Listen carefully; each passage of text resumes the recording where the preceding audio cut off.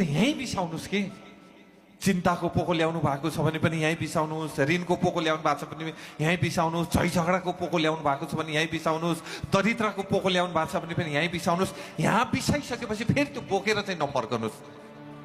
हामी त्यहाँ आगो लगाएर चाहिँ जलाउने ठाउँ बनाएका छौँ, सबै सोरसार बनाएर त्यहाँ लिएर गएर जलाएर फालिदिन्छौँ। किन बोक्नुहुन्छ तपाईँहरू?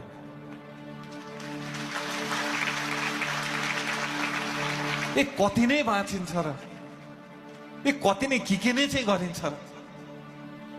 हामी बाँचुन्जेल परमपिता परमेश्वरसँग मैले त यो मागेको छु, पिता मरी बाँच्न नपरोस् है, बाँची मर्न परोस् भनेको छु।